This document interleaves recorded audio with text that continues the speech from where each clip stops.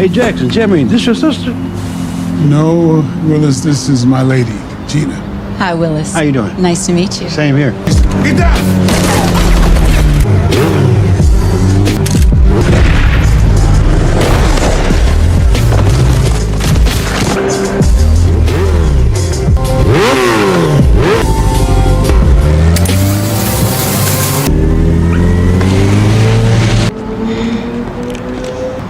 You okay? I just got shot, Jackson. How the fuck would I be okay? Excuse me. Excuse me.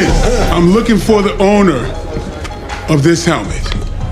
Now, this person shot a woman I care for very much. Are you a cop? No. And before I leave here, I'm gonna find out who did this. Whose helmet is this? Now get the fuck out of here.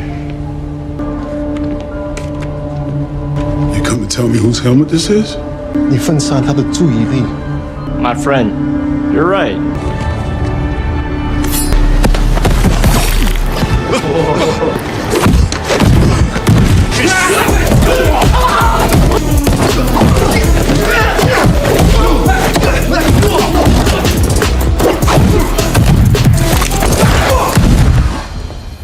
I got your attention now? Okay, whose helmet is this?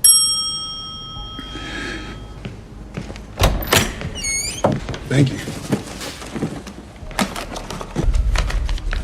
Uh-oh.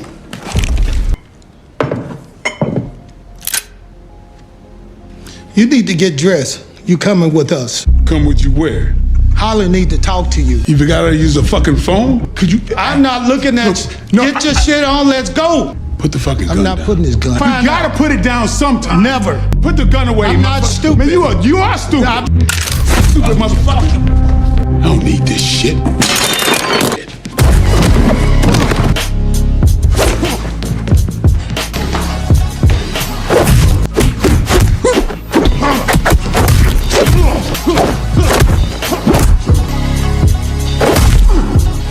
ታሪኩ የሚጀምረው ጃክሰን በተባለ አንድ አላማ ባለው ሰው ነው። እሱም ወደ አንድ ያረጀና የፈረሰ ጅም በቆራጥነት እየተራመደ ይገባል። ወዲያውኑ ትኩረቱ ወደ ራሰ በራው ትልቅ ክብደት ወደሚያነሳው ሰው ይሆናል። ጃክሰን ወደሱ በልበ ሙሉነት በመቅረብ በትላንትናው ለትንኮሳ ካደረሰባት ሴትና ዘንድ ተልኮ እንደመጣ ይነግረዋል። ይህ በጡንቻ የፈረጠመው ጉልበተኛ ግን በነገሩ ላይ በማሾፍ ብቻ ይስቅበታል። ጃክሰንም ወንድ ከሆንክ ግጠመኝ በማለት ይገዳደረዋል።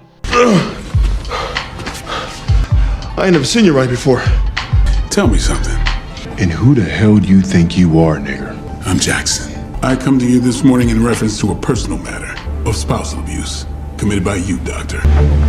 I can't believe this shit. You better get the fuck out of here while you still can. I'm sorry if you stuck your nose in my business.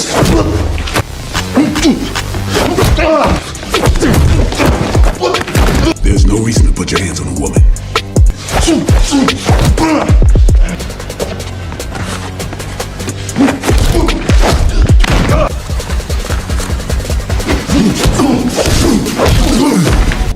But a motherfucker as big as you? ጃክሰን ምንም ሳይደነግጥ ወደሱ ጠጋ ብሎ በዝቅተኛ ድምጽ አስገራሚ ማስጠንቀቂያ ሰጠው። ይህ ሰው ድጋሚ በደንበኛው ላይ እጁን ካሳረፈ ከባድ ዋጋ እንደሚያስከፍለው ነገረው። ይህንን ካለ በኋላ ጃክሰን ዞር ብሎ ጥሎት ይሄዳል። በመቀጠል ታሪኩ ወደ አንድ የሙዚቃ የተቀረጸ ስቱዲዮ ይወስደናል። እዛው ጂአር የተባለችው ታዋቂ R&B ዘፋኝ ዘፈኑን ለማስተካከል እየተቸገረች ትገኛለች። አእምሯ በሐሳብ በመበተኑ ምክንያት ግራ ትጋባለች። በዚህም የተነሳ መግቢያውን በተደጋጋሚ ትስታለች። ረዳት አዘጋጁም በነገሩ ተበሳጭቶ ትኩረት ማድረግ የምትችልበት ጊዜ ላይ እንድትመለስ ይነግራታል። ጂአሪ በሐዘን ስቱዲዮ ለቃ ወደ መኪናዋ ታመራለች። እዚያ ስትደርስ ግን ሹፌሯ ቀደም ሲል ይጠብቃት የነበረው ሰው እንዳልሆነ ትረዳለች። ቆየት ብሎ በዚያው ምሽት ጃክሰን በአንድ ስራ በሚበዛበት የምሽት ክለብ ውስጥ የጥበቃ ኃላፊ ሆኖ እንደሚሰራ እንረዳለን። በስራ ቦታው ያሉትን አንዳንድ ችግሮች ካስተካከለ በኋላ ጃክሰን ከደንበኛው ከጂና ጋር ለራት ግብዣ ይገናኛሉ። በምግብ ሰዓት ላይ ጂና አብሯት እንዲያድር ትጋብዘዋለች። በመጨረሻም ከእንደዚህ አይነት ምሽት እንደሚጠበቀው አብረው የደስታ ጊዜያቸውን ያሳልፋሉ። Love your artwork. No way.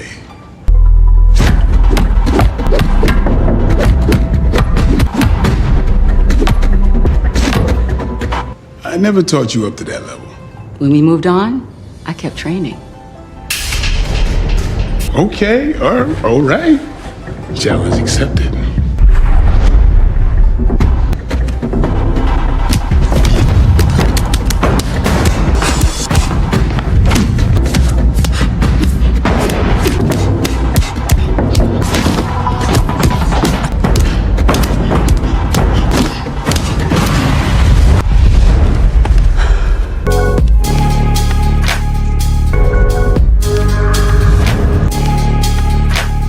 በማግስቱ ጧት ጂና ወደ ስራ ከሄደች በኋላ ጃክሰን በሰላም ከእንቅልፉ ይነቃል። ነገር ግን በድንገት ሁለት ሰዎች ሽጉጥ ይዘው በሩ ላይ በመከሰታቸው ይደነግጣል። ሆኖም ጃክሰን መረጋጋቱን ሳይለቅ ፈጣን እርምጃ ይወስዳል።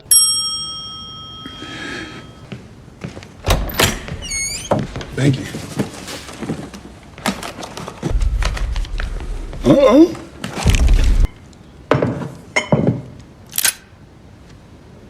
You need to get dressed. You coming with us. Come with you where? Holly need to talk to you. You forgot how to use a fucking phone? Could you? I'm not looking at you. No, Get your shit on. Let's go. Put the fucking gun I'm not down. putting this gun. You gotta put it down sometime. Never. Put the gun away. I'm not stupid. Man, you are stupid. Stupid motherfucker. I don't need this shit. Shit.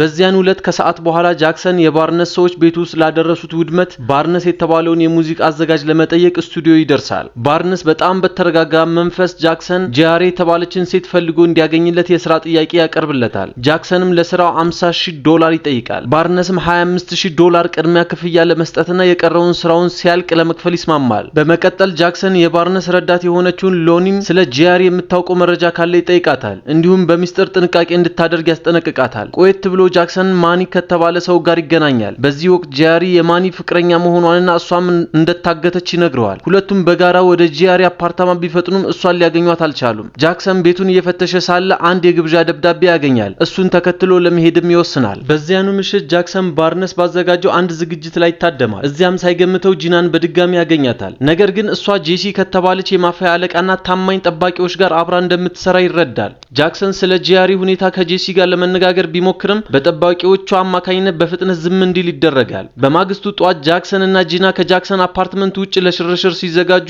በሞተር ሳይክል በመጡ ሁለት ሰዎች ድንገተኛ ጥቃት ይሰነዘርባቸዋል። የጃክሰን የመከላከል ብቃት ወዲያውኑ ይነሳሳል፣ ጥቃቱንም ያመልጣል። ነገር ግን ይህ ከመሆኑ በፊት አንድ ጥይት የጂናን እጅ ይመታታል። ጃክሰን በፈጣን እንቅስቃሴ አንደኛውን አጥቂ በርግጫ መጥቶ የጭንቅላት መከላከያውን ኮፍያውን ወይም ሄልሜቱን ሲያወልቅበት ሰውየው እስያዊ መሆኑን ይመለከታል። ሆኖም ግን ጃክሰን በደንብ ሊጠይቀው ከመቻሉ በፊት ሌላኛው የሞተር አሽከርካሪ አጥቂውን ጎትቶ በመነሳት በከፍተኛ ፍጥነት ያመልጣሉ። ጃክሰንም ጂናን ሕክምና እንድታገኝ በፍጥነት ወደ ሆስፒታል ይወስዳታል። ከዚያም ስለደረሰው ጥቃት ለመንገር ማኒን ያገኘዋል። ጃክሰን መልስ ለማግኘት በመጓጓት ማኒ እነዚህን አጥቂዎች የት ሊያገኛቸው እንደሚችል የሚያውቀው ነገር እንዳለ ይጠይቀዋል። ማኒ እነዚህ ሰዎች የሚያዘወትሩበት አንድ ክለብ እንዲሄድ ይነግረዋል። ጃክሰን ክለቡ እንደደረሰ ወደ ተቀመጡ የሰዎች ስብስብ ጠጋ በማለት የጭንቅላት መከላከያ ኮፍያው ሄልሜቱ የማን እንደሆነ በተረጋጋ ሁኔታ ይጠይቃቸዋል።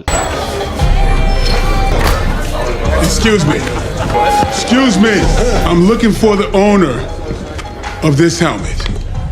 Now, this person shot a woman I care for very much. Are you a cop? No. And before I leave here, I'm gonna find out who did this. Whose helmet is this? Now get the fuck out of here. You come to tell me whose helmet this is? 你分散他的注意力。 My friend, you're right.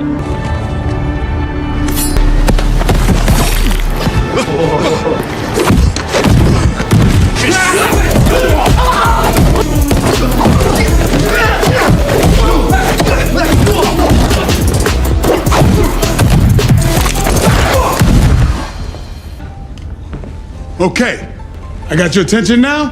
Whose helmet is this? You. 2 seconds. The helmet, it belongs to Jackson Lowe. Who's next? Let's say you. Bruce Lee. What's his partner's name? That's really his name. They were hired by some record company owner, Lawrence Holland. Well, thank you for cooperating.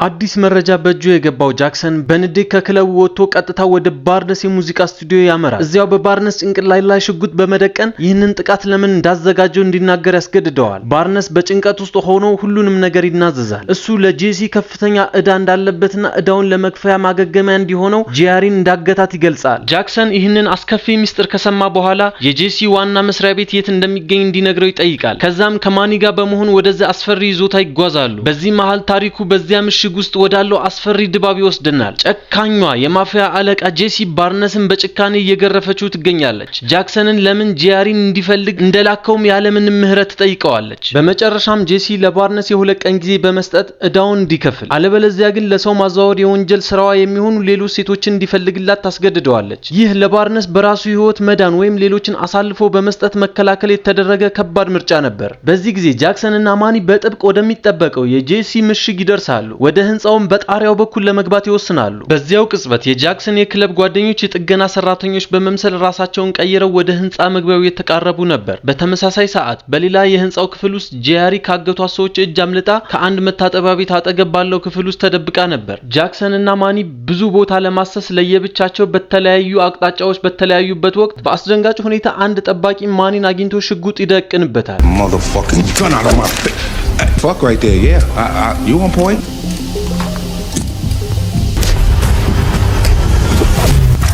No, look, if you shoot that gun, we'll all go up. In a flash, Jackson's friends retaliated, coming to Money's aid.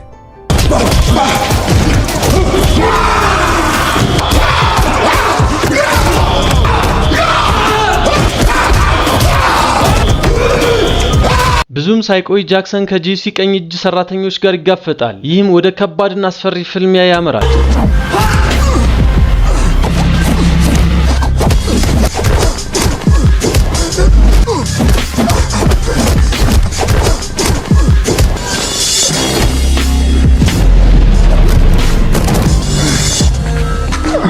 ጃክሰን በቁጥር በበለጡት ጠላቶች ተከቦ መውጫ አጣ። በመጨረሻም አንደኛው ተኩሶ መታው። የጄሲ ቀኝ እጅ ሆኖ ያ ሰው ጃክሰንን ለዘላለም ያስወገደው መሰለው። ሆኖም ግን ማንንም ሳይገምተው ጃክሰን በድጋሚ ከመሬት ተነሳ። ጥይቱ በተአምር ዋና የሰውን ክፍሎቹን ሳይመታው አልፎ ነበር። ምንም እንኳን ቢቆስልም በህይወት ተርፏል። በፍጥነት እየሮጠ ጂያሪ ወደ ነበረችበት ክፍል ተመለሰ። በዙሪያው እሳት መነሳት በጀመረበት በዚያው ቅጽበት ሁለቱም በጋራ ማምለጥ ቻሉ። ጄሲ ከተቃጠለው እሳት በስተጀርባ የተፈጠረውን ትርምስ በሩቅ ሆና እየተመለከተች ከባድ የበቀል መሐላ ተሳለች። ከጥቂት ሰዓታት በኋላ ጃክሰን እና ጂያሪ ወደ ሆስፒታል ይደርሳሉ። እዚያም የህክምና ባለሙያዎች የጃክሰንን ቁስል ማከም ይጀምራሉ። በዚህ መሃል ማኒ በጣም ደንግጦና ተረብሾ ወደ ክፍሉ በፍጥነት በመግባት ጂያሪ በሰላም በመትረፏ በደስታ እቅፍ ያደርጋታል። ጂያሪ ስላዳናት ጃክሰንን ከልብ ታመሰግነዋለች። እሱ ግን የጭንቅላት ምልክት በመስጠት እሷ ማመስገን ያለባት ማኒን እንደሆነ ይነግራታል። እሷን ፈልጎ እንድታገኝ ያደረገው ለእሷ ያለው ጥልቅ ፍቅር እንደሆነም ያስረዳታል። ከዚህ በኋላ ጂያሪ ወደ ቤቷ ስትሄድ ጃክሰንና ማኒ ደግሞ ጂናን ለመጠየቅ በዚያው ሆስፒታል ወደሚገኘው ክፍሏ ያመራሉ። ሆኖም ግን ወደ ክፍሏ ሲገቡ ያሰቡት አልሆነም። ክፍሉ ባዶ ሆኖ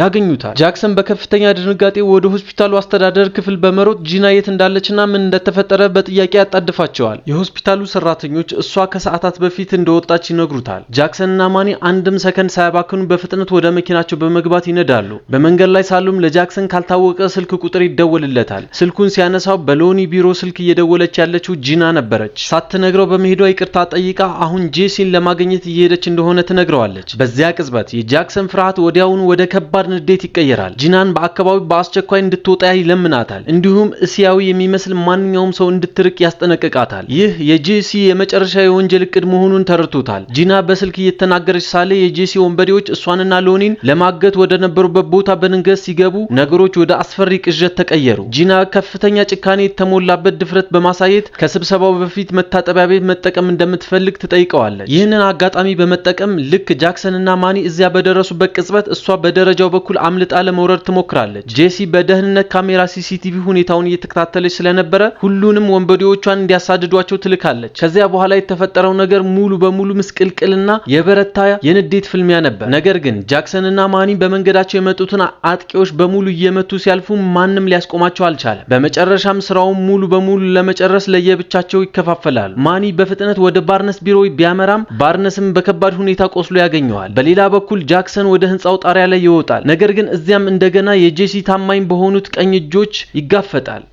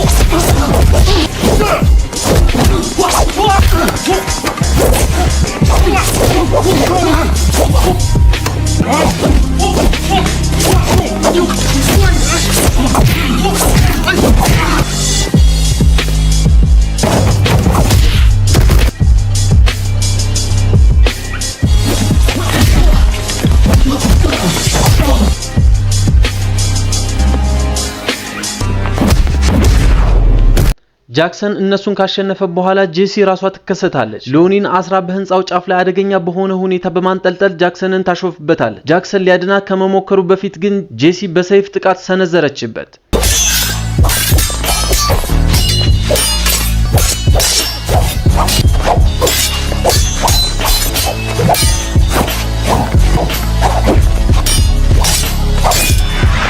ጄሲ ሎኒ የተንጠለጠለችበትን ገመድ ስትቆርጠው ጃክሰን እሷን ለማዳን ባለበለለ ኃይሉ ሙጥኝ ብሎ ገመዱን ይይዛል። ልክ በዚህ ሰዓት ጂና ኃይለኛ የውሃ ማስተላለፊያ ቱቦ ኮረንቲ ይዛ በቦታው ትደርሳለች። ጂና ከፍተኛ ግፊት ባለው የውሃ ጥቃት ጄሲን ስትመታት ጄሲ ከመጠለያው ህንጻ ጫፍ ላይ ተፈንጥራ በመውደቅ ህይወቷ ያልፋል። ስለተከታተላችሁን እናመሰግናለን። ለዚህ ቻናል አዲስ ከሆናችሁ ተጨማሪ እንደዚህ አይነት ታሪኮችን ለማግኘት ሰብስክራይብ ማድረግ እንዳይረሳ። እስከሚቀጥለው ጊዜ መልካም ቀን ይሁንላችሁ።